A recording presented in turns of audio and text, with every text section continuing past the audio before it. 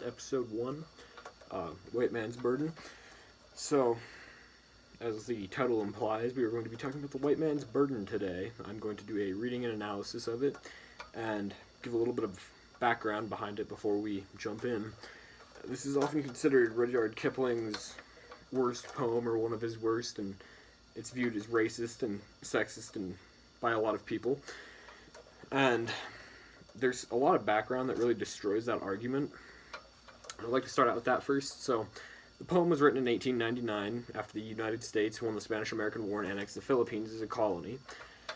And Kipling was intending to inspire the United States to become a colonial power like the British or the French, and he wrote this as like why we should, and it's still very applicable today. Although the words have changed a bit. And the word white, when he says white, he isn't really talking about like skin color white. He's talking about, I guess, sort of the inside of a person rather than their actual color, which sounds a little weird, but it's basically a synonym for civilized, because this was written in 1899, so words were a bit different back then. And he's talking about civilized. And to prove that, I would like to bring up a few other poems, Gonga Din and Fuzzy Wuzzy. And there's a few others, but those are the main two, and a bit from his background. And to prove that he isn't sexist, you can listen to read The Female of the Species, which is one of my favorite Kipling poems, but he talks about how great women are in that poem.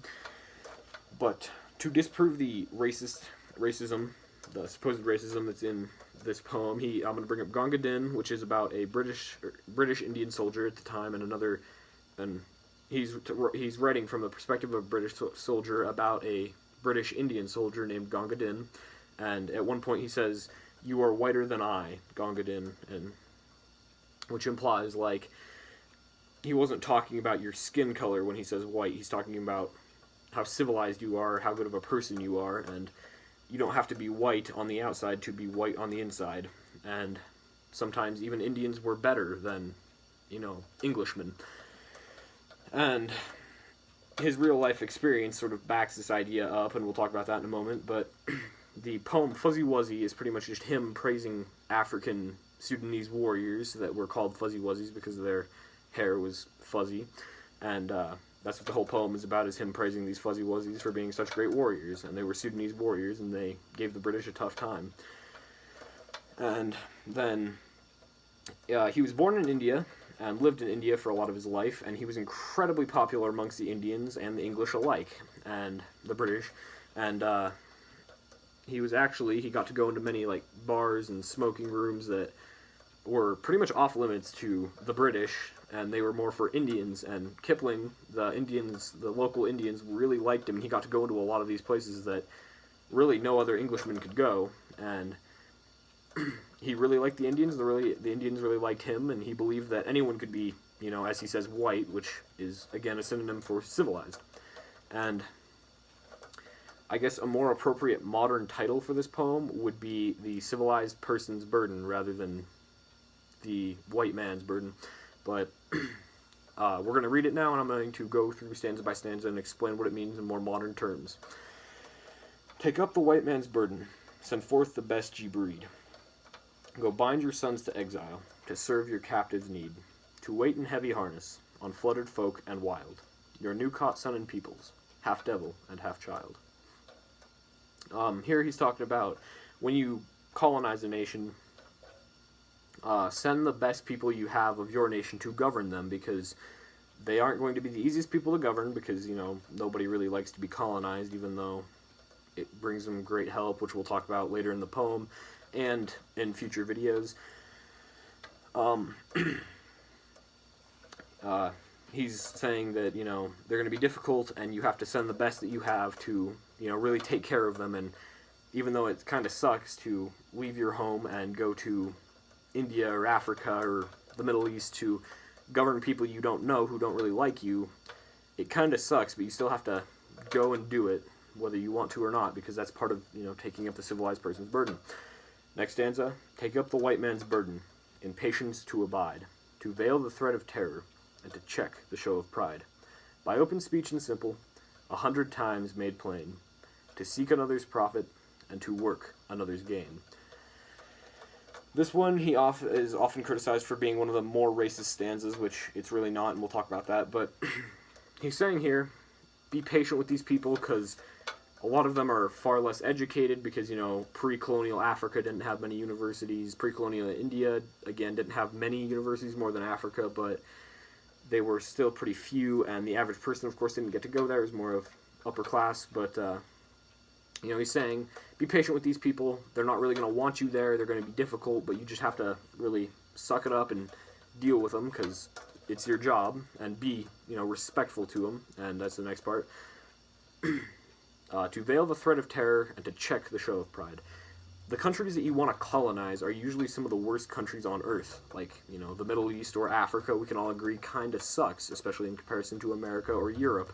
There's terrorism, famine, wars, all sorts of terrible things, and you sort of have to push those away from the public vision of these colonies and say, hey, we're here, and we're going to take care of these things, you don't need to worry about them anymore.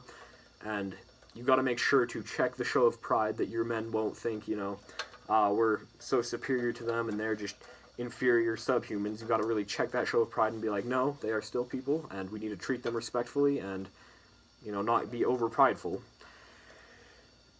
And by open speech and simple, 100 times made plain, to seek another's profit and work another's gain. This is often considered racist, but again, there were very few universities in the pre-colonial regions and the colonial regions, and the people weren't very well educated. So he's saying here, and this goes for, this should go for all people, not just colonial subjects, but all people. When the government's talking to them, you have to be simple and open about what your intentions are. And a lot of times, politicians will use big words and long, drawn-out phrases to try and confuse people on what they're talking about to make themselves sound better or not as bad. And he's saying, don't do that. Just even if it doesn't seem all that good, like, colonialism often involves taking resources out of one country to go to another one.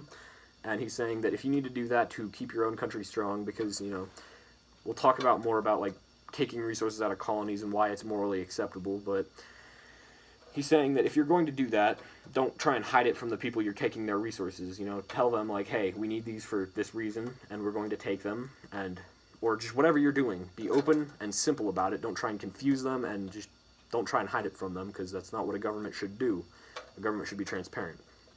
And that's often considered racist because he's, like, talking down to the Africans, but that's not what he's doing. Take up the white man's burden, the savage wars of peace. Fill full the mouth of famine, and bid the sickness cease. And when your goal is nearest, the end for others sought, watch sloth and heathen folly bring all your hopes to naught. This is one of my favorite stanzas in the poem. He's talking about the savage wars of peace. Like, you have to conquer these countries, and a lot of times that involves combat and war, and they're usually pretty terrible, but they are the savage wars of peace.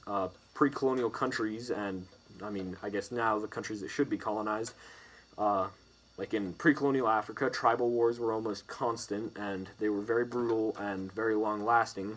And so once the British fought their wars to conquer or the French as well, once they fought their wars to conquer the countries, they created a lasting peace until they left, which nowadays these countries across Africa and the Middle East, they're very war-torn. Iraq, Syria, Sudan, South Sudan. Most of the African countries and the Middle Eastern countries are pretty terrible war-torn countries, and they, you have to fight a war to take them over, and they are usually going to be not very good wars, as they are war, and war generally tends to be hell, but they will sort of bring peace and then fill full the mouth of famine and bid the sickness cease. You can make it stable. You can stabilize the country so that regular agriculture and Western companies will come in, and Western medicine can come in and end the sicknesses and the disease and the famines that are sweeping through Africa and the Middle East and cause massive devastation and mass loss of life, because, this goes more for now than it did back then, but it still happened back then. Like, most rich Western companies don't want to set up in Africa or Syria or Iraq, because you don't want to go and set up in a country that's horrible, which massive poverty and war-torn countries, because there's not much wealth to get out of it, and it's dangerous to send people there. But if a Western government did control it and was able to stabilize a country, and companies might start setting up there, and then the people will start being employed and getting more income, and then furthering benefiting those companies, and then more companies will come in, and it just keeps repeating, and soon enough they'll start getting more and more developed, and the people will have more and more money, and it just turns into a cycle of going up. And when Western companies come in, they will also take care of those things. Private hospitals will be built and offer greater services. At the beginning it'll probably be government-run hospitals, but you'll still operate far better than most current African hospitals. And private hospitals will start setting up and doing good, and private companies will be able to supply food far better, and the famines will end, more modern technology will be brought in, more stabilized agriculture, all that sort of thing, and it'll just help a ton of these horrible problems that they face. And when your goal is nearest, the end for others sought, watch sloth and heathen folly bring all your hopes to naught. This one, he's saying, like, when you're so close to helping these people and finally pulling them up, a lot of times they will completely pull themselves back down, and they'll keep themselves from advancing, which I saw one meme that was Britain colonizes third world countries, and is playing the Uno reverse card, and that's pretty much what happened with a lot of the countries, like Canada, Australia, New Zealand, America. Those countries really did well. Those are the examples of some of the best colonies.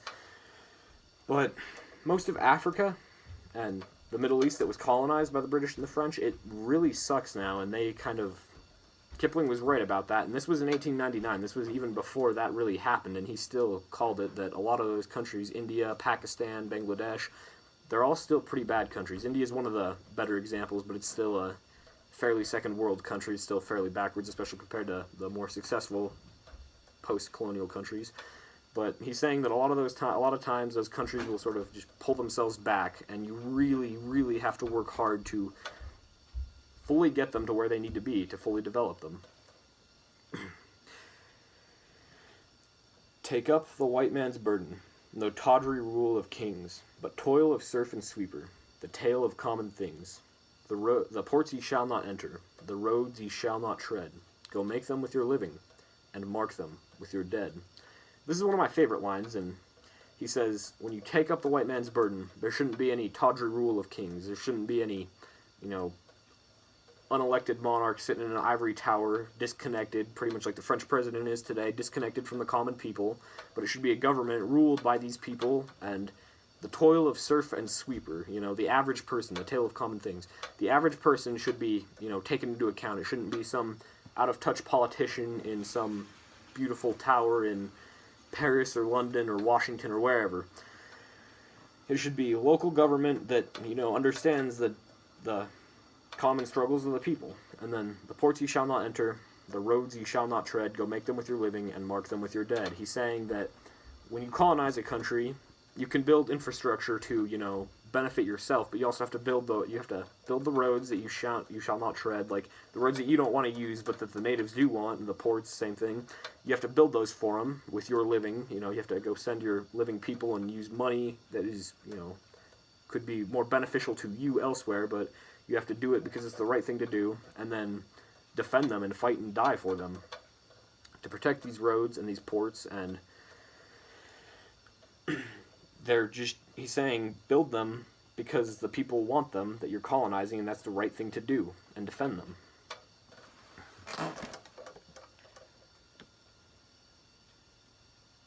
Sorry, I have to... Take up the white man's burden, and reap his old reward. The blame of those ye better, the hate of those ye guard. The cry of hosts ye humor, slowly, towards the light. Why brought ye us from bondage, our loved Egyptian night?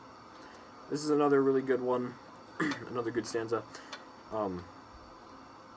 Reap his old reward. The blame of those ye better, the hate of those ye guard. This one is something that, modern police have to face all the time. He's saying here that, you get a reward, you gotta take up the burden and you will get a reward, and that reward is being hated by the people that you protect and are fighting, and being blamed by the people that you do better than, that, their problems are caused by you. China in that day was, blamed a lot of their problems on the British, and they still do. They blame it on the British and the unequal treaties, when in reality, we'll talk about that more when I talk about the Opium Wars, but, and it's when you defend these people and you fight to keep them safe, Britain is often, like, the British Empire and the French empires and republics, that's kind of complicated, but the British and French colonial powers are often looked down upon as evil, racist institutions that cause problems for the people they colonized. And back in the day, even by the people they were protecting, they were hated. And he has another great poem called Tommy, which talks about how British soldiers were treated. And so, yeah, the reward that you get for doing this, and you should take that reward, he's being sarcastic, that you get hated and blamed by the people you're trying to help. And that's just part of life. They don't like people who do better than them, and they want, to be better themselves, but they obviously can't, as they haven't since, pretty much beginning of history. Europe has always been on top, with exceptions of China, but even then, Rome was better than China. But that's sort of getting off track. He's saying that people will often hate you even though you're trying to help them. And then this next part is about slavery. The cry of hosts ye humor, ah slowly towards the light, why brought ye us from bondage, our loved Egyptian night? He's saying there is that the people you free, the slaves that you free, and this, it wasn't true all the time, but it was true some of the time, they were like, why are you doing this? This is, sort of like how we do things. We're slaves, and that's how it should be. And the British are like, no, that's not right, because the British ended the slave trade, and we'll talk more about that in my episode about the slave trade when I do that. But the British ended the slave trade, and a lot of people weren't all that thankful for it. A lot of them were, though. And he's saying that even though some of these people don't exactly want to be freed, you still do. And he's making our loved Egyptian night, that's reference to the Bible and the Jews being freed from Egypt. Take up the white man's burden, ye dare not stoop to less, nor call too loud on freedom, to cloak your weariness. By all ye cry or whisper, by all ye leave or do, the silent sullen peoples shall weigh your gods and you. This is also one of my favorite stanzas. He's saying that it's morally unacceptable for us to do less than take up the burden, because it is our duty, as, when you are doing so much better than someone, to help that person who's failing and struggling. And it's horrible for us to just sit back and, let Africa and the Middle East and China, or not China, but Africa, Middle East, Asia, to sit in poverty and violence and war and just not do anything about it, and just sit back and enjoy what we have and not help them. That's morally unacceptable, and you shouldn't stoop less than to at least go out, at least support others helping them.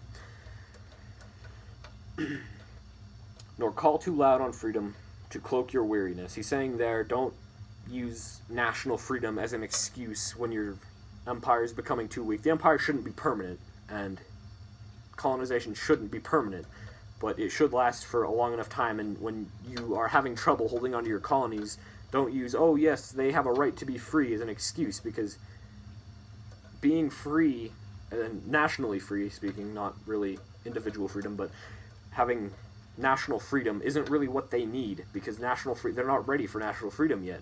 And until they are, you shouldn't use that as an excuse to, give it up because you are too tired of doing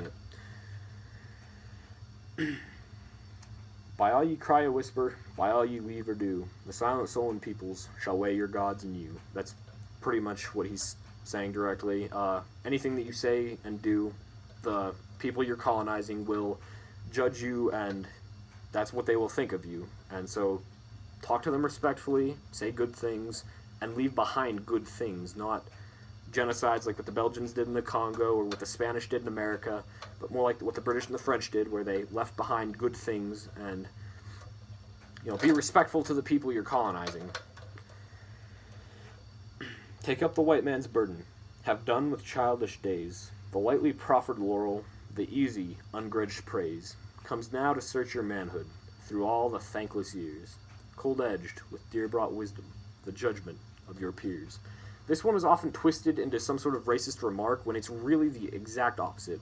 What he's saying here is, have done with childish days. Be, adult, be mature. The lightly proffered laurel, the easy, ungrudged praise.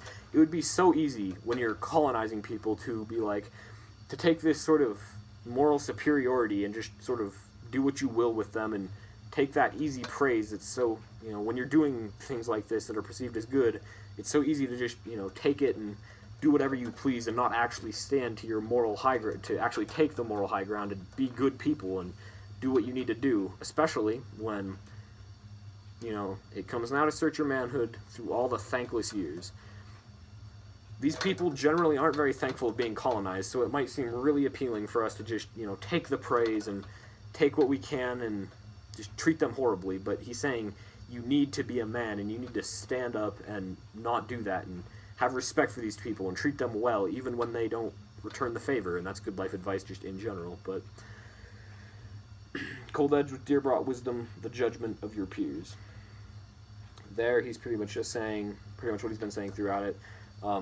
You know, do what is right, and if you do just take that lightly proffered laurel, your peers will, you know, find out, and they will start judging you poorly rather than just keep giving you this praise. And so, don't be bad people, just do what you need to do to help these people. And with that, I think we come to the end of our first video. If you liked, please leave a like. If you disliked the video, leave a dislike, and tell me in the comments why you disliked it. I'll have a link on my Instagram and to the song played in the intro. I hope you all have a good morning, good night, or good morning, good evening, or good night, and I will see you in the next video.